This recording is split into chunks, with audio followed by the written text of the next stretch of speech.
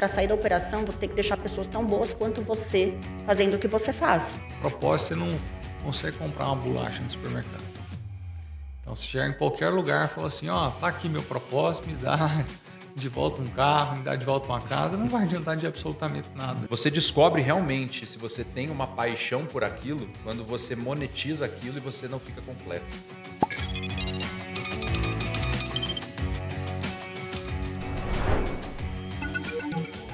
Sejam todos muito bem-vindos a mais um Spacecast, o podcast aqui da Space Edu. E hoje nós temos aqui um casal muito especial, um casal de amigos, pessoas que eu admiro muito. Eu tenho certeza que vão inspirar muito vocês. Então eu estou aqui ao lado de Natália Beauty, a famosa Nath, amiga, e o Filipão, Felipe Pacheco. Tudo bem, Felipe? Muito bom estar aqui. Obrigado, Gilberto. Foi muito bom. Legal. Muito. Um prazer imenso. Um casal de amigos empreendedores que tem muita história para contar e que eu tenho certeza que esse podcast ele vai ser bem rico. Conversei com os dois que a gente ia fazer um podcast um pouco diferente. Não é aquele podcast clichê que sempre pergunta as mesmas coisas. Eu já vou começar fazendo uma pergunta antes mesmo de vocês contarem a história de vocês.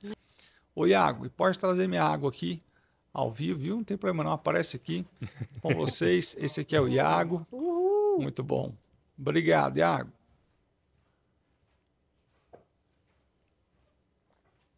Nath, primeira pergunta que eu quero te fazer. É pela coisa ou pela causa? Pela causa. Por quê?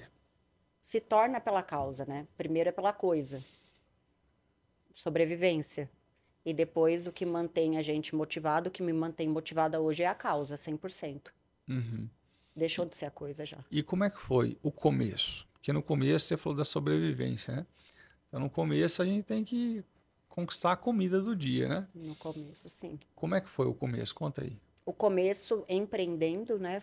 Eu estava no fundo do poço nesse momento da minha vida, foi meu maior desafio até hoje. Então, e eu estava com a minha filha pequena, tinha 2 anos e meio, toda endividada, cartão de crédito, 100 mil de dívidas, um carro com busca e apreensão, e me divorciando, voltando a morar na casa dos meus pais, que eu queria muito ter saído. Inclusive, eu acho, hoje, com a consciência que eu tenho certeza que eu só me casei naquela época para sair de casa. Então, imagina voltar para casa dos pais com a minha filha cheia de dívidas, sem faculdade. Era o retrato da mulher improvável, fracassada, que não deu certo na vida. E a única coisa que eu sabia fazer era sobrancelha, porque eu havia aprendido na clínica que eu trabalhava, porque a moça que fazia pediu demissão e alguém precisava resolver os retoques. Então, eu aprendi o curso para fazer os retoques. E aí era o que eu sabia fazer. E eu falei, é o que eu sei, vou para o desconhecido, que eu vou arriscar aqui. E aí eu me alinhei completamente, comecei a trabalhar, atender as clientes na casa delas e coloquei uma meta para mim. Falei, em 3 meses eu vou juntar dinheiro e eu vou alugar um apartamento, nem que seja um quarto, para eu sair daqui com a minha filha. Em 3 meses eu fiz isso. De dezembro, foi abril, na verdade, eu me mudei. Quase 4. De 2017, muito recente. E aí eu me mudei com a minha filha para um apartamentinho, uma salinha, para atender as minhas clientes. Comecei a usar a rede social muito forte para divulgar o meu trabalho. E aí eu comecei a ter muita cliente.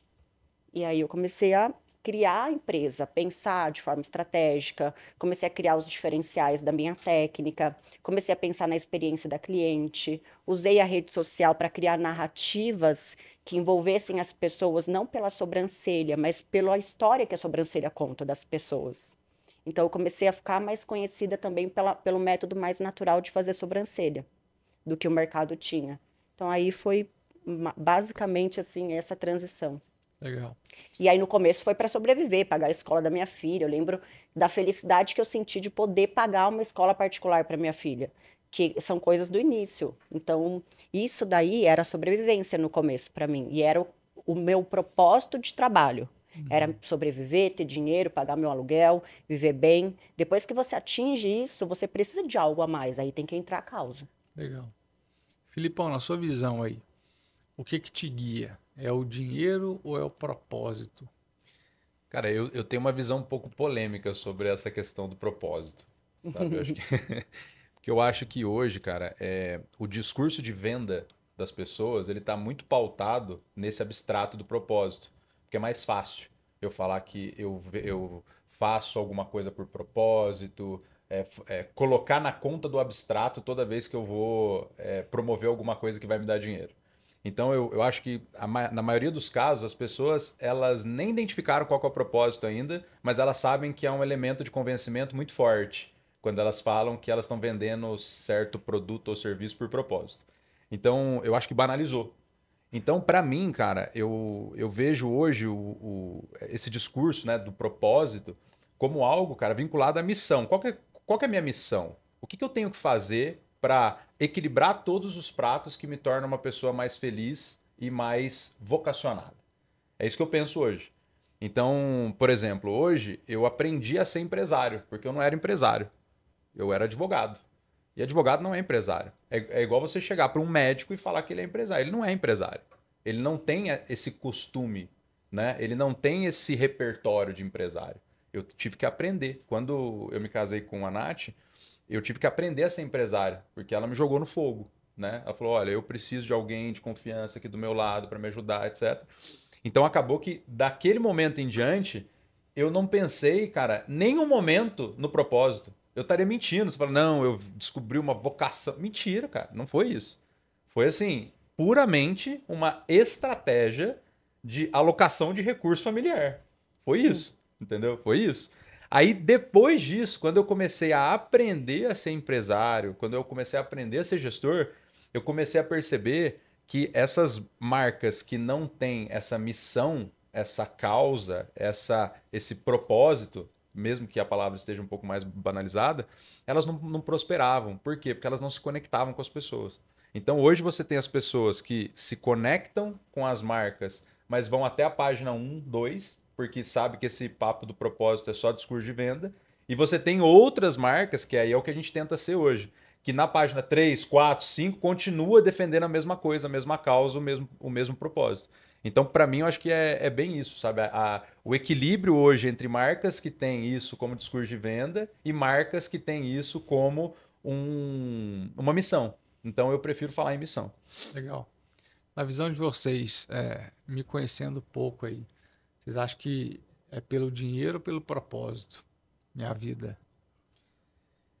Cara, pelo que eu te conheço, e eu acho que a gente nunca conversou sobre isso, acho que é legal isso, né? A gente nunca falou sobre isso aqui. Mas eu sempre te vi como um professor, antes de mais nada. E você tem um arquétipo, algo que eu acho que difere de todo o resto, porque você é um professor empresário. Né? Então, Isso. e não um empresário professor. E isso faz de você diferente do resto, entendeu? Então, eu acho que, assim, pelo que eu conheço, né? Pelo que eu acredito, eu acho que você começou a pensar assim, cara, como é que sendo professor eu consigo impactar mais pessoas do que eu já impacto hoje através do empreendedorismo? Aí começou a ser pela causa. Sim. Faz todo sentido isso aí, Felipe. Porque é o seguinte, hoje essa questão do propósito, propósito você não consegue comprar uma bolacha no supermercado. Então você chega em qualquer lugar e fala assim, ó, tá aqui meu propósito, me dá de volta um carro, me dá de volta uma casa, não vai adiantar de absolutamente nada. Então, o que guia um ser humano? O propósito ou o dinheiro? Você tem que ter um propósito como causa raiz, mas é o dinheiro que te faz expandir seu propósito. Então, hoje eu já tenho mais de 85 mil alunos. Caramba. Eu tenho rede de escolas, né, de ensino infantil, ensino fundamental, ensino médio, cursinho pré-vestibular. Eu tenho plataformas de estudos com mais de 30 mil alunos. Tem plataformas de cursos online. Tem Space Edu, que é uma escola de negócios. Então, ao todo, são mais de 85 mil alunos nessa trajetória de 14 anos de vida empreendedora e educacional. Então, a princípio é um propósito como causa raiz, mas é o dinheiro que me faz investir em tráfego pago, é o dinheiro que me faz comprar prédios, é o dinheiro que me faz comprar outras escolas.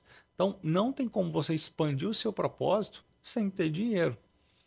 Então, isso não é nem um assunto polêmico, Felipe. Isso é a mais pura da verdade. Total. Então, não adianta absolutamente nada você ficar assistindo vários vídeos na internet, buscando os gurus para encontrar o seu propósito, se você não sabe monetizar a sua paixão. O grande segredo da vida é aprenda a monetizar sua paixão. Daí, Felipe, queria te perguntar, você já aprendeu a monetizar sua paixão? Cara, boa essa pergunta, hein? Eu acho que eu tô aprendendo a monetizar a minha paixão hoje, assim. Por quê? Porque eu achava que eu tinha outra paixão.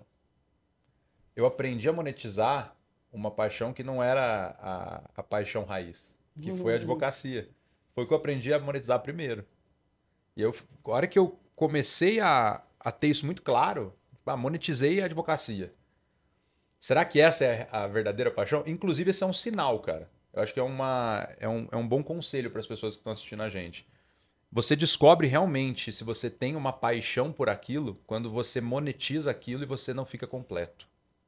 É, boa. E Peraí, foi o que aconteceu comigo. repete isso aí. Foi muito bom isso aí. Repete. Ah, Muito bom mesmo.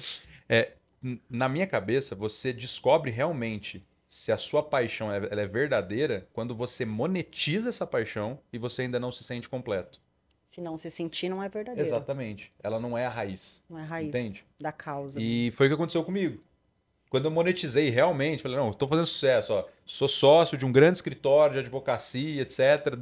Daqui para frente é só crescimento. Eu percebi que ali, naquele momento, naquele spot de tempo ali, eu percebi que, cara, talvez essa não seja a paixão número um, entendeu? Não que ela não seja uma paixão. Claro que é. E me ajuda muito até hoje nos negócios. Mas não é a número um. E aí eu fui atrás do que seria essa paixão matricial, né? Esse núcleo. Né? E aí eu encontrei isso no empreendedorismo. Com erros, com acertos, com aprendizado. Então hoje eu digo que eu me apaixonei pelo tema dos ecossistemas, escrevi um livro recentemente sobre isso, e eu estou me apaixonando cada vez mais em relação a esses temas ligados ao empreendedorismo, expansão, crescimento, impacto, e está fazendo sentido, entendeu? Eu não estou querendo sair daqui. legal. Então eu acho que essa monetização desse braço fez com que eu entendesse que realmente era esse o caminho. Que Legal. legal. Ô, Nath, você, mais professora ou mais empresária? Nossa. Acho que eu sou uma professora empresária, mas acho mais empresária? O que você acha, amor? Essa pergunta é difícil. Cara, eu, assim, É legal ouvir de fora, né? Sim. quando eu olho para a Natália, eu tenho uma coisa muito clara, assim, ela é uma metamorfose. E isso, inclusive, foi um dos fatores que me fez apaixonar por ela. Porque eu detesto uma monotonia, sabe? De personalidade, assim.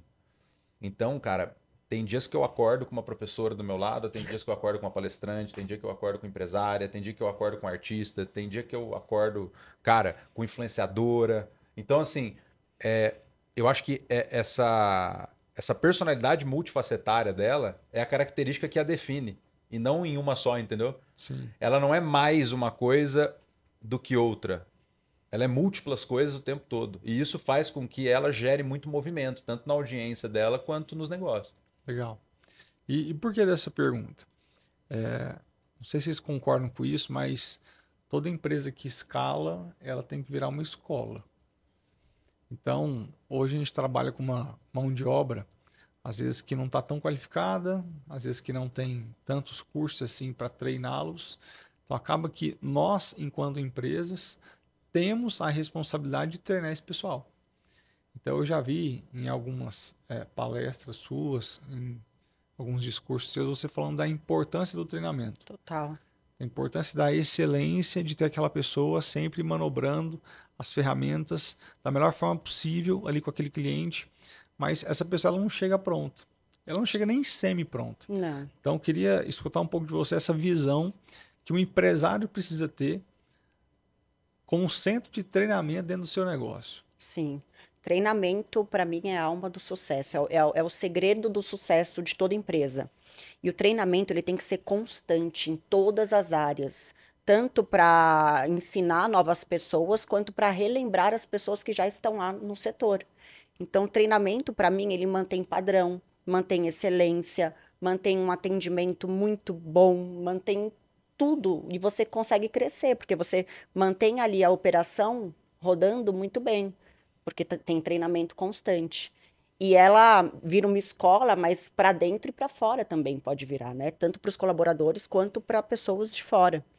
treinamento, assim, para mim é como se o padrão do seu atendimento fosse a excelência e não um acaso, uma sorte, a excelência. Ela se torna padrão. E tem que ter muito treinamento. Eu defendo muito treinamento, né? Você se considera perfeccionista? Muito. Muito perfeccionista e muito detalhista, né? Então eu gosto de tudo no detalhe, eu reparo tudo. Eu sou aquela que chega na empresa, vê se o rodapé tá limpo, se a parede tá organizada, se o som tá funcionando. Eu sou muito detalhista, perfeccionista, me cobro muito. E eu acredito que isso também motive as pessoas a manter tudo organizado, porque sabe que eu sou uma pessoa que eu vou chegar, eu vou bater o olho, eu vou ver se tiver alguma coisa fora do lugar. Então é meio que cascateia essa cultura para a galera na empresa. Com os clientes falam isso, falam, nossa, tudo aqui é muito detalhe, vocês são muito minuciosos, vocês cuidam de todo o processo, bonitinho, então isso é muito bom. Legal. Ô, Nath, conta um pouquinho pra gente das etapas da sua vida empreendedora, desde uma profissional que sentava o pessoal na cadeirinha, mexia ali no roxinho, para se tornar empresária que você se tornou hoje. Quais foram os degraus que você teve que subir? O que você teve que fazer de diferente para não ganhar mais dinheiro com as próprias mãos, mas aprender a ganhar dinheiro através das mãos de outras pessoas? Nossa, boa essa pergunta, né? Eu comecei fazendo na operação 100% e era eu equipe, eu presa, então fazia tudo que uma empresa precisava para funcionar. Agendava, vendia, recebia, servia o café, atendia cliente. E eu lembro que quando eu estava atendendo, a minha agenda começou a ficar muito lotada. E eu tive um insight, porque eu pensei o seguinte: se eu cair, machucar meu braço, o que vai acontecer? Eu vou voltar lá para casa dos meus pais. Então, olha só o desespero de voltar. Falei, eu preciso contratar pessoas, eu preciso treinar pessoas, eu preciso começar a pensar de forma mais geral na empresa, né? Então, primeiro fui especialista, então fiquei muito tempo ali consolidando a técnica, fazendo as pessoas me reconhecerem como uma profissional muito boa de sobrancelha, como uma autoridade. Então, meu conteúdo também era todo pautado em técnica, em profissional. Só que depois que eu comecei a crescer, a gente passa para a fase do generalista, onde você começa a olhar a empresa como setores mesmo. Ó, precisa de um setor financeiro, precisa de um setor de profissionais, um setor de vendas, um setor de marketing, RH. Então, você começa a olhar a empresa de forma mais geral e entender um pouco de cada área para funcionar ali minimamente. Então, fui aprender sobre liderança, comecei a ler muitos livros, comecei a entender qual era a motivação que fazia as pessoas ficarem ali comigo trabalhando, como é que era criar uma empresa que fazia as pessoas saírem de casa felizes, não ficar esperando sexta-feira para ir embora. Então, fui pensando em tudo isso. Posso fazer uma pergunta? Pode. Pausa. Um parênteses. Você gosta de estudar? Muito. Você gosta de estudar, Felipe? Gosto. Você acha que empresário gosta de estudar? O que vocês acham? Cara, eu acho que depende do estilo do empresário. Eu acho que tem o empresário que ele é muito skin in the game. O estudar para ele é o fazer. Ele vai testando, ele vai fazendo, ele vai indo. E você tem os outros empresários que eles já entenderam que é mais fácil aprender com os erros dos outros do que com os próprios. E eu acho que isso é a cultura que a gente está vendo hoje, que é uma cultura híbrida, até de empresários que não gostavam tanto de estudar, mas que hoje eles já sentiram que é necessário você se preparar, né, para outras etapas que você faria na raça, né? Sim. É porque é importante isso que você está falando agora, Nath. Muita gente de casa vai falar assim, nossa, essa mulher é incrível, o Felipe é incrível, eles são extraordinários. Mas olha o que ela acabou de falar. Então chegou um momento que eu tive que ser generalista. Eu tive que parar para estudar Exato. sobre financeiro, sobre RH, sobre marketing. Então é esse momento que é a famosa metamorfose que você acabou de falar. A gente precisa se transformar, a gente precisa evoluir. Caso contrário, a gente vai ficar sempre no mesmo patamar. Então, a riqueza que eu construo é fruto das evoluções de pessoas, ambientes, conhecimentos que eu adquiro. Total. Mas continua, vai lá. Total, isso é muito importante. E aí eu comecei a entender um pouquinho sobre cada área. Não que eu fosse ser uma profissional do financeiro ou do RH, mas conhecer minimamente o processo, o funcionamento, o encaixe de todas essas áreas. E aí eu fui treinando pessoas. Então eu falo que para sair da operação você tem que deixar pessoas tão boas quanto você fazendo o que você faz. Então, eu treinei muito bem as pessoas, criei um processo de treinamento realmente efetivo. Comecei a transbordar as minhas clientes para as minhas artistas, que eu chamo elas de artistas, e comecei a gerenciar, ficar mais no tático ali, né? E aí depois tem o nexialista, que é o principal, quando você começa a criar, fazer nexo das coisas. Ah, eu tô aqui atendendo, poxa, tem gente me pedindo curso, vou criar um curso. Ah, estou fazendo curso, as profissionais me pedem produtos. Ah, vou criar uma linha de produtos. Ah, as pessoas me pedem de onde que são os nossos utensílios de gráfica de curso. Poxa, eu vou criar uma gráfica. Então você já começa a olhar de cima. É como se você saísse da tua empresa, sair da ilha para ver a ilha. Então você vê de longe, você começa a arrumar as peças. E essa é a parte mais divertida de empreender. Você olha de cima e começa a manipular as peças do seu quebra-cabeça para tudo fazer sentido. E aí entra o maior desafio que eu enfrento, enfrentei e enfrento até hoje, que é a comunicação de tudo isso. Como que tudo isso se integra, né? Como é que tudo isso vai se comunicando para as coisas fluírem. Mas é muito divertida essa jornada, desafiadora. E eu tô sempre estudando, sempre estimulando o meu cérebro, sabe? A expandir, a pensar, a ter novas referências, criar um novo repertório, fazer uma nova sinapse, ter uma nova ideia. Então, acho que a gente tem que ficar se estimulando. O cérebro é igual um músculo, você tem que estimular ele o tempo todo. Legal. Felipe, existem muitas oportunidades no mercado de vocês, né? Então, a palavra diversificação, a palavra ecossistema, ela faz parte e ela está em cima da mesa o tempo inteiro. Mas até que ponto eu controlo o que é a diversificação e a falta de foco? Cara, isso é o que eu mais bato na tecla hoje, assim. Essa é a pergunta de $1 milhão. Por quê? Porque eu precisei chegar a conclusões em relação a isso, né? O que que eu vejo hoje, ô Gilberto, que eu acho que isso é um conselho essencial para quem está assistindo a gente.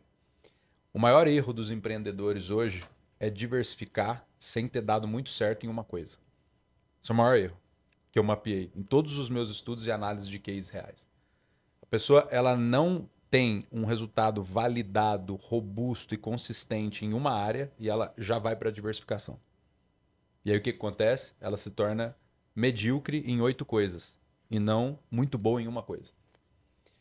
Mas isso não quer dizer que você não tem uma segunda etapa de diversificação pós um negócio consistente que você desenvolveu uma equipe que toca aquele negócio. Exato. E é isso que separa uma coisa da outra. Quando você tem um negócio onde você tem resultados consistentes e que você tem ajuste fino para fazer, ali chegou a hora de você diversificar. Até porque quando você tem um negócio consistente, todos os outros negócios que você começa e se conecta, eles nunca começam do zero.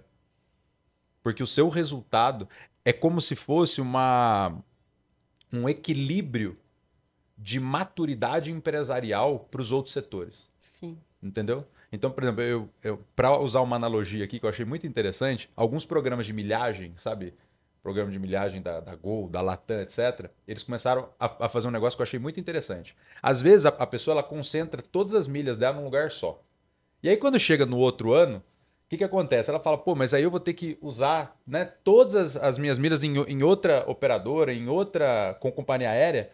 Para mim vai ser muito ruim, porque aí eu vou perder essa que eu gosto, etc. E aí eles criaram um negócio que se chama equivalência de categoria. Por quê? Porque a pessoa que ela é uma categoria muito alta numa companhia aérea, se eu fizer a equivalência dela na minha, o que vai acontecer? Eu vou fazer com que ela me consuma muito mais, sem ela ter que pagar o pedágio. E eu faço essa analogia justamente nos negócios que já deram certo. Se você deu certo em uma coisa, as outras pessoas tendem a te respeitar e tendem a fazer trocas da curva de aprendizado num nível muito mais alto. Com certeza. Entende? Muito bom. Então isso faz com que você tenha muito mais sucesso nas suas novas empreitadas do que você começar 8 negócios do zero. Que aí é a falta de foco que você bem destacou aí. É identificar a sinergia com o negócio, né? Então, quando eu tenho uma nova ideia, a gente sempre avalia, tá, qual vai ser o meu esforço hoje para colocar essa ideia no ar? Ela faz muito sentido? Porque às vezes tem uma ideia legal de um negócio que faz muito sentido e ele já entra nisso que o Felipe falou, já, eu não vou precisar ficar me dedicando, tirar o foco de outras coisas. Mas é desafiador porque tudo parece um bom negócio. Quando você começa a dar certo, aparecer, ser reconhecido, as pessoas aparecem na sua vida com negócios assim incríveis, com ideias assim maravilhosas. Mas depois de um tempo, você percebe que ter uma ideia maravilhosa não quer dizer nada. Que a implantação disso, o esforço de marketing, de atenção, dependendo de como for, não vale a pena ainda. Não que não possa acontecer no futuro, mas a gente hoje está muito focado nos nossos 80-20, né, amor? É, um dos maiores aprendizados que você tem na maturidade empreendedora, ela é justamente você ficar confortável com as negativas de negócio. É, Porque quando você começa a jornada empreendedora, você acha que ser empreendedor é aquele cachorro louco que fica fazendo um monte de negócio e dá certo. E quando você ganha maturidade empreendedora, você percebe que é o contrário. Que a maturidade empreendedora, ela está justamente naquele momento de análise que você dá negativas para coisas que podem ser muito boas, mas que vão prejudicar a sua estratégia raiz. Então. Legal. Na visão de vocês, o que é o mais importante aí, o produto ou o marketing? marketing. Se não fizer o marketing, o produto nem existe. Assim, é que o produto precisa ter para o marketing existir, mas o marketing é muito importante para mim. Cara, para mim é a venda. É a terceira opção. Uhum. E eu te explico por quê. Eu acho que as pessoas hoje, elas desenvolvem produtos para depois fazer a venda. Eu discordo completamente disso. Primeiro você faz a venda, depois o produto. Primeiro eu crio o que as pessoas vão comprar. Qual é o discurso? Qual é o script? O que as pessoas precisam? Quais são as dores? Eu crio a venda primeiro. Depois eu adapto para o produto e depois eu adapto para o marketing. Porque o marketing nada mais é do que uma amplificação da venda que eu criei. Então, para mim, o mais importante é a venda. Da venda eu extraio o produto e amplifico com o marketing. Sim, perfeito. Isso é muito bacana o que vocês estão falando, porque isso vai ensinar muita gente que está assistindo. Existe um conceito hoje chamado de flywheel. E esse conceito, basicamente, ele coloca o cliente no centro e tudo que a gente faz é ao redor do cliente. Então, desenvolvimento de produto, campanha de marketing, estratégia de venda, tudo isso é pensado no cliente. Então, a partir do cliente, eu extraio algo chamado de mapa 3D, que são as dores, dúvidas e desejos. Se eu não entendo de dor, dúvida e desejo do cliente, eu não desenvolvo produto que presta para esse cliente. Exato. Eu não crio uma campanha de marketing que atinja esse cliente. Muito menos eu não consigo persuadir / convencer esse cliente, porque eu não tenho argumentos que penetrem nem na mente, nem no coração desse cliente. Então, a visão de vocês hoje sobre venda. Como é que é a força de venda na empresa de vocês? Vocês treinam esses vendedores? Eles têm scripts de abordagem, de negociação? Como é que é essa questão da escolarização dos vendedores? E se você é um empresário e quer aprender as principais estratégias sobre gestão, marketing e vendas para escalar os resultados da sua empresa, eu te convido a participar da nossa imersão, o programa Escala de Negócios. Uma imersão de 3 dias comigo aqui em Alphaville, São Paulo. Para fazer parte é só apontar o seu celular para esse QR Code ou clicar aqui no primeiro link na descrição desse vídeo. Bacana, bacana. Cara, time de venda... Outro aprendizado, tá? Outro aprendizado. O seu time de vendas hoje, que tem 2 pessoas, ele é completamente diferente do seu time de inside sales de 20 pessoas daqui a 2 anos. Total. São outros ares, é um novo rio, né? Que você não se banha 2 vezes do mesmo rio. E eu acho que é a mesma coisa nos times de venda. Quando você começa, você tem muito da característica da venda passiva, da venda da geração de desejo, né? Quando você escala isso, você tem que começar a olhar para outras coisas. E eu acho que é o que a gente vive. Toda vez que a gente tem um ritual de passagem dos times de vendas, a gente tem que adicionar alguma coisa para eles, entendeu? E aí entra na sua pergunta. Então, por exemplo, hoje a gente está numa terceira fase de ruptura. Hoje a gente tem o dever hoje de pensar no vendedor como uma etapa da engrenagem de convencimento, né? E não como a etapa como um todo. Não. Exato. Eles são uma parte da etapa. Porque quanto mais eu promovo pessoas qualificadas para chegar na mão do meu vendedor, eu faço ele ser muito melhor.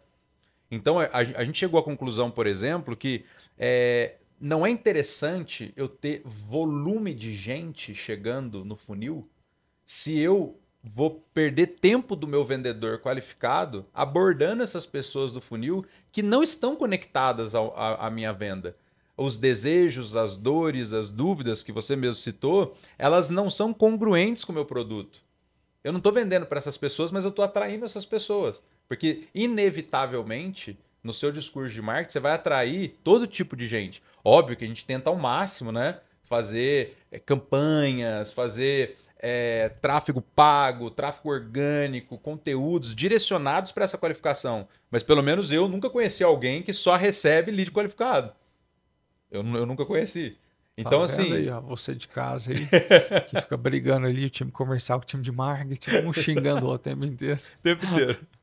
Exatamente. É um dos maiores conflitos da empresa. Eu falo isso bastante lá. Que um dos maiores conflitos da empresa é o time de marketing e o time de vendas. O time de marketing fala que tá mandando lead e o time de vendas fala, não, é tudo desqualificado. Então, é aí que tá o aprendizado. Você colocar a pessoa certa na frente de outra pessoa certa. O seu vendedor é a pessoa certa. Com script de venda, com quadro de quebra de objeções, etc., que você vai evoluindo, né? Sim. Só que você tem que colocar a pessoa certa na frente dele também. Então, quantas vezes que eu vi, a gente falou, poxa, mas esses vendedores não convertem, a coisa não vai, tal. Aí eu fico pensando, pô, não vai por quê? Aí você senta do lado da pessoa, o vendedor é bom, o discurso é bom, os argumentos são ótimos, tem lá o spin selling bonitinho, faz tudo certo. Só que o lead é desqualificado. Cara, você pode ter o melhor vendedor do mundo, ele nunca vai vender uma Ferrari para uma pessoa que ganha um salário mínimo. Pode ser o melhor do mundo. Não dá. Vamos dar uma aula então de marketing e vendas? Opa! Como é que eu coloco mais lead qualificado na cara do vendedor? Pois é, esse é um desafio. Cara, esse é um desafio grande. Mais DR no meio para filtrar. Esse é um desafio grande. Acho que existem aí vários, inclusive a gente pode até trocar ideias sobre isso, que eu sei que é uma das suas especialidades. Mas o que eu vejo hoje, né? E que a gente adapta bastante para o nosso universo. É o seguinte, o lead qualificado, ele precisa ser conhecido. Então, vamos lá. A primeira coisa é, quem é essa pessoa? Tem um conceito que chama ICP, né? Que é o Ideal Client Profile. Quem é o meu cliente ideal que mais me compra? Quem é essa pessoa? O que ela faz? Tipo o Globo Repórter? O que são, o que comem, o que fazem, que lugares visitam, etc. Vamos desenhar essas pessoas do cliente ideal, meu 80-20? Beleza. A hora que eu desenhei essas pessoas, eu preciso construir um formulário ou um discurso que eu consiga identificar essas pessoas. Nesse formulário ou discurso, eu vou perguntar para ela, por meio dessas perguntas, eu vou descobrir se eu estou conversando com aquele cliente ideal ou não. Quando eu descubro que eu estou conversando com aquele cliente ideal, ele naturalmente vai ser priorizado. Quem nunca recebeu um anúncio de um carro com o preço sugestivo, assim, preço sugestivo e você está pronto para comprar agora, no próximo mês ou no próximo ano, ou ainda não sei? Quem nunca recebeu um formulário desse? Se você clicar imediatamente, você pode ter certeza que você vai falar muito mais rápido com o vendedor do que alguém que clicou ainda não sei, estou me planejando. Isso é intencional. É porque eu vou conversar com uma pessoa que já está identificada dentro do meu projeto como cliente ideal. Sim. Entendeu? Então eu acho que isso faz muita diferença hoje na qualificação dos leads, cara. E é algo que a gente tem batido muito na tecla hoje dentro do nosso time comercial, que é colocar menos leads, mas leads mais qualificados. Esse é o primeiro ponto. E o segundo ponto é, às vezes você tem um lead qualificado, mas as pessoas, elas vivem um drama hoje, que é o drama do comparecimento. O que é o comparecimento? Às vezes você tem o lead certo. Ele respondeu tudo que você precisava. Só que ele não te responde. Ele não te atende. E aí é o drama das pessoas. Quantas pessoas já vieram falar pra mim, pô, Felipe, eu até faço filtro, dá tudo certo, só que o cara não fala comigo, pô. Ele não me responde. Sim. E aí você tem que atacar outro nível de qualificação, que na verdade não é só a qualificação, é o comparecimento. Então o que você está usando hoje de estratégias criativas para você criar desejo das pessoas em falar com você? É você se afastar da panfletagem e começar a ser mais educacional. Total. Que é o que as pessoas fazem hoje. Por que você vive... hoje a gente vê muito, né? Diagnóstico gratuito de consultor, vou fazer uma análise do seu negócio, vou conversar com você em termos de consultoria, vou te dar uma consultoria de 1 hora. Por quê? Porque as pessoas elas já perceberam que a panfletagem ela vai mal com essas pessoas. Porque ela fala, não, ele quer me vender um negócio, não vou falar com ele não. Mas quando você quer ajudar a pessoa a tomar decisão, e às vezes a decisão é não te comprar, você começa a ter um grau de comparecimento melhor. Então, eu vejo nesses 2 ângulos hoje. Muito bacana a gente falar sobre isso, porque essa é uma dor de todo mundo que vende. Como que eu trago mais qualificação para o meu CRM, né? E tudo começa, o Felipe e Nath, com posicionamento. O que é posicionamento? É o que, para quem e como. É o que eu faço, para quem eu faço, como eu faço. Se isso não começa a ser muito bem comunicado nas próprias redes sociais, no próprio conteúdo orgânico, a gente começa a ter problema. Segundo, no próprio tráfego pago nos criativos. Por exemplo, eu quero fazer aqui uma imersão e eu quero um ICP que é empresários que faturam pelo menos acima de R$100 mil por mês e tem acima de 10 colaboradores. Então, no meu próprio criativo que eu vou rodar no tráfego pago, eu vou falar assim: você que é um empresário que fatura acima de R$100 mil por mês, tem mais de 10 colaboradores, eu tenho um convite para te fazer. Ou seja, no próprio criativo eu já começo a qualificar. Daí, quando ele cai na minha página, eu continuo com o mesmo discurso, falando qual que é o perfil de público que eu quero. E depois tem as perguntas de qualificação. Caramba. Aí depois tem o SDR, que você falou, que vai qualificar mais ainda. Até que eu chego ali para conversar com o meu closer, com o meu vendedor, pessoas que realmente fazem sentido para eu conseguir vender. Agora, essas pessoas que fazem sentido, elas também são mais responsivas no WhatsApp. Eu mando uma copy ali de primeira mensagem para ela, elas me respondem. Gilberto, mas o pessoal não está respondendo. Você mandou mensagem de manhã, manda à noite. Ele está mais tranquilo. Ah, mas ele não respondeu também. Manda no outro dia. Tem que ter 5 tentativas de contato, pelo menos. Porque ele não está te respondendo agora porque ele está com outras prioridades. Então, você não é chato fazendo isso. Não. Você está realmente fazendo aquilo porque ele se cadastrou lá para participar. Então, você tem que entrar em contato com ele. E é só pelo WhatsApp? Não, são canais diferentes. É pelo direct, é pelo e-mail, é pelo LinkedIn, é pelo WhatsApp, é pelo SMS e principalmente pela ligação. O pessoal esqueceu hoje em dia que o telefone serve para ligar. Exato. Então tem que ligar e ao ligar, seguir um script. Né? Ô Nath, você, acompanhando suas redes sociais, eu vi que você tem uma construção de um movimento. Sim. Você não vende produto. Não. Você tem um movimento. Movimento de marca. Como é que foi isso? Isso foi construído naturalmente, intencionalmente? Você lê um livro, foi da noite pro dia? Como é que foi? Isso aconteceu naturalmente, mas eu acredito muito nessa etapa de venda. Por exemplo, a gente fala muito da era do movimento de marca agora. Eu falo que a gente está na era do movimento de marca, que a primeira era de consumo foi onde o produto já era o diferencial. Então, eu vendia uma sobrancelha, eu vendia um copo, eu vendia o melhor de tudo, o melhor tênis. A propaganda era pautada no produto ou no serviço, de forma óbvia. Depois, com a internet, rede social, mais marcas aparecendo, concorrência, as marcas sentiram necessidade de ter experiência. Então, como o meu cliente usufrui desse serviço, como o meu cliente recebe o produto, qual é a experiência que eu proporciono para ele. Então, a gente adicionou uma camada aí de experiência para a pessoa se preocupar também. Agora, a gente já está na camada da causa. Então, eu tenho que ter um bom produto, eu tenho que ter uma boa sobrancelha, eu tenho que ter um bom curso. Isso é óbvio. Ninguém merece um tapinha nas costas por fazer um bom trabalho, é o mínimo. Então, o trabalho tem que estar ok. O óbvio tem que ser muito bom. Depois disso, olhar a experiência. Só que agora a gente está no movimento de marca. Então, eu já tenho um produto bom, eu tenho uma experiência muito legal, onde eu estou sempre refinando o processo, só que eu tenho que gerar movimentos. As pessoas, elas querem consumir de coisas e causas que elas se identifiquem, bandeiras que elas também levantem. Hoje as pessoas querem se sentir parte de movimentos, não é só o consumo pelo consumo. E eu percebi isso quando eu parei de vender sobrancelha e comecei a vender quem a pessoa seria depois que fizesse a sobrancelha comigo. Então, eu parei de vender o óbvio e comecei a vender quem ela seria, como seria a vida dela, como ela começaria a se olhar no espelho, quais seriam as novas percepções sobre ela.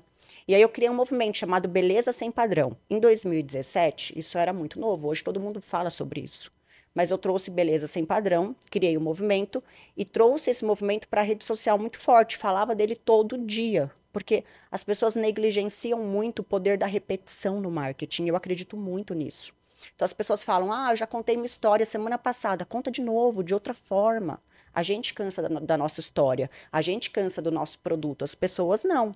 A gente tem que ficar encontrando formas diferentes de contar a nossa história, de falar do nosso produto, de falar do nosso movimento. E aí eu comecei a usar bastante prova social para falar do movimento. Eu falei, gente, tá vendo? Não é a sobrancelha. Foi como ela se sentiu vindo na clínica. Que eu comecei a receber depoimento assim. E aí você instiga as pessoas a já virem consumir o teu produto com aquela ideia. Então, as pessoas que já vinham fazer a sobrancelha porque viram que eu falei da experiência, depois me mandavam mensagem. Nossa, a experiência realmente é incrível, me senti, parecia que eu estava em outro mundo, tal, tal. Então, eu comecei a usar isso muito forte, comecei a vender muito mais. E aí também percebi isso muito forte em curso.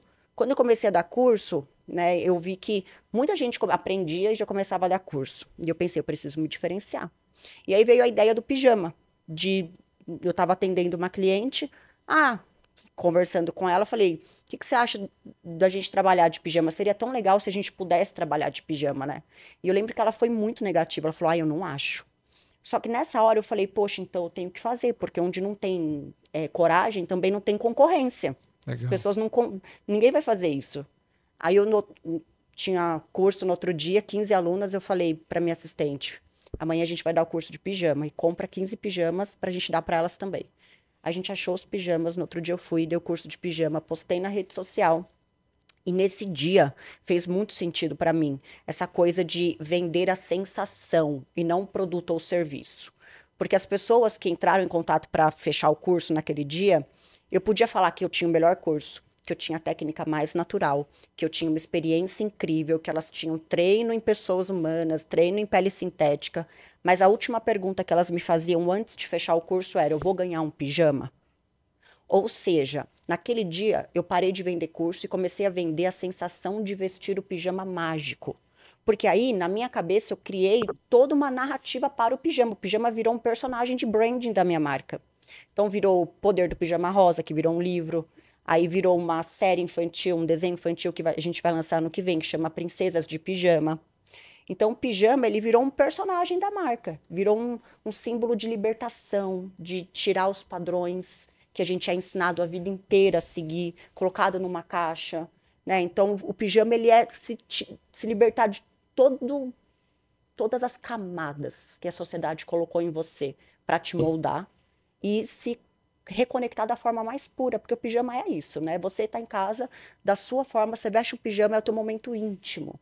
Então, é uma volta para a intimidade, um resgate da criança.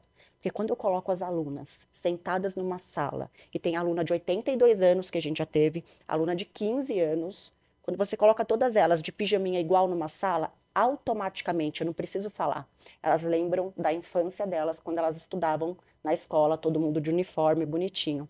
Então eu resgato várias sensações ali das pessoas. Elas dançam Xuxa, elas escrevem cartinha para os sonhos, elas plantam medo, que eu dou um papel semente para elas, escrevem medo, escrevem sonhos, rasga o medo e planta, eu dou um vasinho com terra. Aí cresce a florzinha depois de um tempo. E elas têm que regar, claro, eu falo, todo sonho você planta, mas o que tem que fazer com ele? Regar, senão não cresce. Então eu trouxe uma coisa muito lúdica para a minha experiência. E isso faz as pessoas quererem estar lá. Isso criou eu falo da quarta camada do marketing hoje, que a gente está entrando na economia da aura. Você já ouviu falar? Pera aí. Isso aqui é muito bom. A gente está entrando na economia da... Qual que é a quarta camada de conexão do marketing? Primeira camada foi produto. O quê?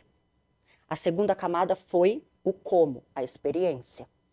A terceira camada foi o porquê, a causa, que é o movimento de marca. Mas agora a gente está na economia da aura, movimento de aura. Quais são as sensações que a minha marca provoca? Qual é a energia? Qual é o magnetismo? Qual é o que as pessoas sentem quando elas ouvem de mim? Então essa é uma camada meio que invisível, mas que junta boa intenção. Poxa, na minha empresa, a gente tem boas intenções, não engana ninguém, não faz mal para ninguém, não prejudica, faz tudo certinho, trata as pessoas bem. É uma cascata de frequência alta o tempo todo. E eu acredito muito nessa era, na economia da aura. Eu vi no WGSN essa notícia e eu achei fantástico a já estarem trazendo esse assunto, porque é uma coisa que eu acredito desde que eu comecei a minha marca.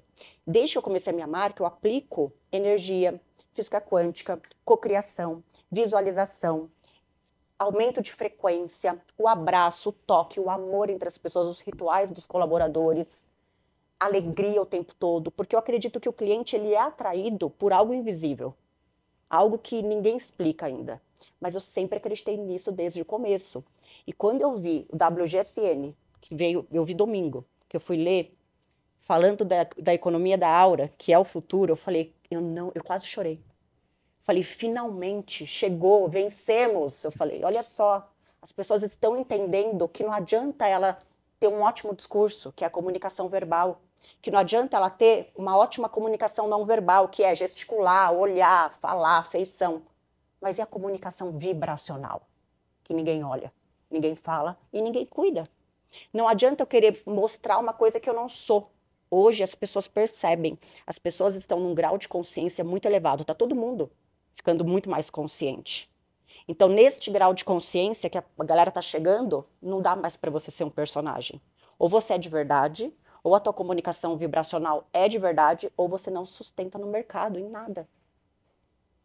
Que bacana isso aí.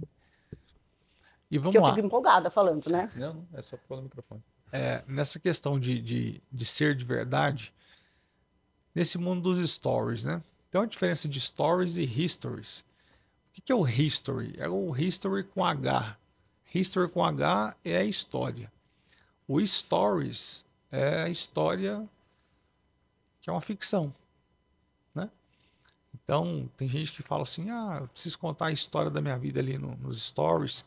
Não, a história de fato é o history. Agora, o que tem ali no Instagram é o stories. Na visão de vocês, tem muita gente que cria uma ficção para mostrar o que não é? Muita. Muita gente. Muita gente. Eu acho que, na realidade, o que eu observo hoje, né?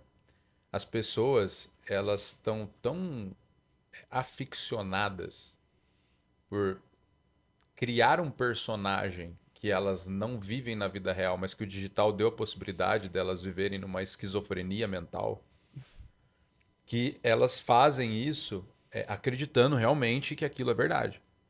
Eu já conheci pessoas assim. É uma fuga da Exato, realidade, né? Por quê? Porque ali eu sou assim. No mundo dos games você tem isso pra caramba. Eu já conversei com várias pessoas também que têm até estudos sobre isso. Cara, por que hoje dá tão certo essa parte de games com skins, né? Com personagens que você vai montando como você quer, que você monta a sua casa, você monta a sua roupa, você monta o jeito que você é, etc. Por que isso tem dado tão certo? Isso é sintomático. Por quê? Porque lá eu posso criar quem eu quiser sem a necessidade de pagar o preço. O que é pagar o preço? É a disciplina aqui fora. É ser, de verdade. Exatamente. É a disciplina. Por exemplo, é você fazer exercício físico, é você fazer dieta, é você, por exemplo, ser bom com as pessoas, é você fazer bons negócios, é você ser de verdade com o seu time. Etc. Aqui, o jogo é um pouco mais difícil, por quê? Porque exige disciplina e consistência. Lá, cara, não. Lá é um game. Então lá dá pra você... hoje eu tô com a skin de empresário. Hoje eu tô com a skin de... Então eu acho que a galera transportou isso do game pro Instagram. Virou um videogame. E aí qual é a skin que eu vou vestir hoje? Quem é você hoje? Uhum. Quem eu... Porque eu não preciso pagar o preço, concorda? Uhum. Eu posso chegar agora e falar assim, cara, eu sou um palestrante sobre polo aquático. Beleza. Eu entro lá no GPT, o que um palestrante sobre polo aquático poderia descrever sobre esse assunto, tal. Faça 5 copies, tal. Eu vou lá, vou gravar 5 copies, tal. Clique aqui, CTA, compre o meu curso. Você concorda que é possível você fazer isso hoje, que não era possível antes? Hoje é. Você faz isso em meia hora. 1 hora você está vendendo um curso sobre polo aquático, e numa boa. Por quê? Porque você adotou aquela skin, virou gamificação. Então, como é que a gente separa a gamificação do Instagram da vida propagada ou ampliada no Instagram? Que é a sua vida real, que você simplesmente coloca no alto-falante para mais pessoas verem. Amplifica, né, ali. Essa é a diferença. Legal. O marketing, a gente sempre fala que ele tem um trinômio, que é o ser, parecer e aparecer. Ser é a qualidade de quem você é, a qualidade do seu produto. O parecer é a sua exposição, a sua apresentação, que é o posicionamento, o branding, o conteúdo. E o aparecer são canais e tráfego. Mas tudo começa no ser. Então, isso que você está falando, dessa quarta camada, eu até arrepiei quando você falou, porque essa é a verdade da alma, do espírito. Sim. E eu acredito que no futuro, cada vez mais, essas pessoas que carregam essa verdade, elas vão vender cada vez mais. Porque antes de vender produto, você tem que vender verdade. Total. E pessoas, elas compram pela confiança. Elas compram pelo endosso que elas enxergam. E a verdade, ela é o maior argumento de venda que existe. Então isso é muito bom. E para a gente partir para o final aqui, turma, internacionalização, hein? Nossa. Como é que tá isso? Me conta. Cara, que eu li e gostei muito. Vamos lá. Tem a parte que a gente pode falar e a parte que a gente não pode. Então, conta só a parte que não pode, então. Exato. Vamos lá. A gente sente hoje que a internacionalização da marca, ela é um movimento natural, né, pro grupo hoje. Por quê? Primeiro porque quando você internacionaliza uma marca, você faz com que a marca ela impacte mais pessoas e, por óbvio, até o lugar antigo que você impactava, por exemplo, aqui no Brasil, digamos que a marca só tivesse presença aqui no Brasil hoje. Quando você vai para fora, você inclusive consolida dentro do Brasil. Tem gente que usa estratégia de internacionalização hoje como estratégia de consolidação de mercado interno, por mais contra-intuitivo que isso possa parecer. Mas é uma verdade. No nosso caso, a gente fez a primeira internacionalização com operação de clínica. Então, a gente tem uma clínica hoje em Portugal. Então, a clínica nossa é em Lisboa. É uma clínica que ela é muito parecida com a clínica de São Paulo, atende os mesmos serviços. E, anexo a ela, também tem uma academia de cursos de beleza. Legal. Então, hoje foi o... Desculpe. Hoje foi o primeiro movimento que a gente fez para colocar no holofote o nosso core. O nosso core é esse. Se a gente fosse voltar, vamos lá, tudo errado. Para onde que volta o core nosso? O core nosso é beleza, é clínica de beleza e curso de beleza. Esse é o nosso core. Daqui a gente ramificou.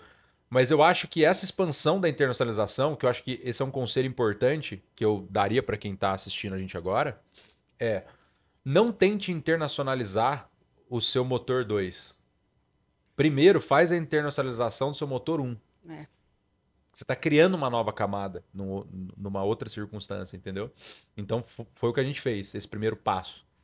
E, em segundo lugar, você vai ramificar para os outros. Porque eu acho que é algo que eu vejo muita falha hoje nesse processo. Porque as pessoas, elas, que nem a gente começou com cursos de beleza e clínica de beleza. Se eu for internacionalizar uma coisa diferente disso hoje, vou abrir um espaço de marketing. Não estou falando que não vai dar certo, mas é uma estratégia de motor 2. Talvez não seja o mais indicado. Expande o seu motor 1 e depois você expande o seu motor 2 porque você está começando num novo local, novos costumes, etc. Por mais que, às vezes, eu já conheci casos assim, a pessoa começa lá fora com o seu motor 1, mas dá tão certo a aderência desse motor 1, aliás, dá tão certo a aderência do motor 2 que vai junto, que o motor 2 fica maior que o motor 1. Então, eu acho que isso é muito importante, você pensar nesse processo de internacionalização com esses olhos, sabe? O que eu vou internacionalizar? Qual é a mensagem que eu vou passar? Qual é o meu começo, o meu novo começo? Porque internacionalização é um novo começo. Entende? E a gente está muito ligado nisso hoje. Legal. Ô, Nath, uma última pergunta. Como vocês enxergam a empresa de vocês em 2035? É muito boa essa pergunta. 10 anos, né? 10 anos eu vejo um projeto muito grande infantil da marca, porque a gente vai por Princesas de Pijama muito forte, que tem um storytelling fantástico. Eu vejo em 10 anos a possibilidade de chegarmos na Disney, ser uma atração da Disney com este desenho, é a minha meta. Eu vejo claramente na minha mente isso. Vejo universidade da beleza mesmo, universidade com campus. Campus tudo de unha, tudo de corpo, tudo de cabelo, tudo de sobrancelha, sabe? Porque é muito grande a área da beleza. E falta um centro educacional com mais regras. Se vier alguém colocar regra, colocar curso superior e tal, domina o mercado, porque hoje tem muito profissional liberal que dá curso, mas já é uma área que exige uma formação um pouco maior. E a gente criou a Universidade da Beleza, online e presencial, onde ela aprende técnica e aprende gestão, marketing, vendas e mentalidade, não só as técnicas. Então, a gente forma a empreendedora da beleza total. Então, vejo universidade muito grande, modelo até de franquia de escola, porque é um curso, se a gente parar para pensar, gente, trabalhar na área da beleza é mais rápido de ganhar dinheiro que com a própria internet. Se você vai trabalhar com a internet, vai lançar um e-book. Para você pesquisar o e-book, escrever o e-book, fazer criativo do e-book, saber vender o e-book, saber falar, criar um Instagram, criar uma comunicação. Demora alguns dias e você vai ter que ficar muito bom nisso. A sobrancelha você aprende em 4 dias. Ela já faz 2 modelos e as alunas já saem com o cliente pagando R$ 500 por sobrancelha. Ela não precisa ter uma habilidade de comunicação absurda. Ela não precisa ter uma habilidade para gravar vídeo absurda, para mexer na internet absurda. É técnico. Então, hoje, a mulher que está em vulnerabilidade social, que está num relacionamento abusivo, aquela mulher que não sabe o que fazer, quer mudar de área, a área da beleza é a área mais fácil para ela entrar. E clínicas, eu vejo, assim, uma franquia em cada lugar do mundo. Em cada país, assim, dos grandes. Eu vejo, assim, o universo Natália Beauty, que não é Natália Beauty, é na Beauty, a franquia. Mas, assim, eu vejo a clínica, um cafezinho, uma experiência. Eu quero levar essa magia da marca para as pessoas. Tem muito arquétipo do mago, de volte a sonhar. Por que você deixou de sonhar? Quando foi que você deixou de sonhar? Quando foi que você deixou de conseguir sonhar grande? Então, gosto muito de resgatar isso e eu acho que, bom. Isso aí. A melhor parte de um sonho é quando ele deixa de ser um sonho. Exato. Né? Então aqui está documentado agora tudo que vai acontecer em 2035. Provavelmente acontece em 2030. Então a intenção está alta. E o pensamento é o ensaio da ação. Exato. Então, desde os meus 19 anos, Felipe e Nath, eu aprendi muito a ser grato pelas coisas que eu ainda não conquistei. Porque quando você agradece todos os dias por algo que você ainda não conquistou, a consolidação daquilo na sua vida é muito mais rápido. Então, isso é um exercício que todo mundo pode fazer. Então, agradeça a partir de hoje já por tudo isso aí que você acabou de me falar. Porque a velocidade com que isso vai acontecer na sua vida vai ser muito mais rápida. Vou criar antes de dormir. É isso aí. Gente, foi maravilhoso esse papo aqui com a Nath, com o Felipe. Muitos insights importantes, muitas técnicas, mas acima de tudo muitas histórias. Sim. Acho que muitas lições, muitas inspirações e que sirva para vocês também. Vocês têm alguma mensagem final para deixar para a audiência? Felipe, Nath? Cara, eu acho que a melhor mensagem que a gente pode deixar é que ser empreendedor dá muito trabalho, né? São muitos obstáculos. Não pense que só porque a gente está sentado aqui a gente não tem problema. A gente tem muito problema. Só que a gente lida com esses problemas com consistência porque a gente tem convicção que eles serão superados. Então, eu acho que tem muita gente que me acompanha a Nath também, e que tem essa percepção de que, nossa, quem deu certo, tá tudo certo, não tem problema, não tem dificuldade, não tem... Não, gente, a gente tem muito. Só que a gente tem tanta convicção que a coisa vai acontecer, que vai dar certo, que a gente pensa que tudo é pequeno perto da conquista e perto do objetivo, da meta e por aí vai. Então, o conselho que eu dou é continua, sabe? Isso é um obstáculo, é uma fase não é permanência, é simplesmente uma etapa, e eu acho que isso eu gostaria de ter escutado mais quando eu estava começando a minha vida no empreendedorismo. Legal. Paz não é a ausência de conflito, é a presença de convicção. Certeza. Então, estar em paz não é ter uma vida que não tenha problema, mas é você ser totalmente convicto daquilo que você está fazendo, tá? Então, eu também expando essa conversa do Felipe. Eu também tenho várias empresas. O que a gente tem todos os dias é problema. É todos os dias. Todo dia. Só que a gente não chama mais de problema, a gente chama de rotina. Porque faz parte, né? Exato. E você, Nath? Eu complementando, principalmente para os empreendedores e empreendedoras, não compara o teu plantio com a colheita alheia. Então, muitas vezes vocês olham para nós, para você e falam, nossa, nunca vou chegar lá, nossa, mas para mim tá tão difícil, eu ainda tô aqui. Então, foca no seu processo, foca na sua plantação, que vai chegar o momento de você colher. É isso aí. Então, turma, um grande, grande abraço e a gente se vê no próximo Spacecast. Tchau, tchau. Muito bom. Valeu. Valeu.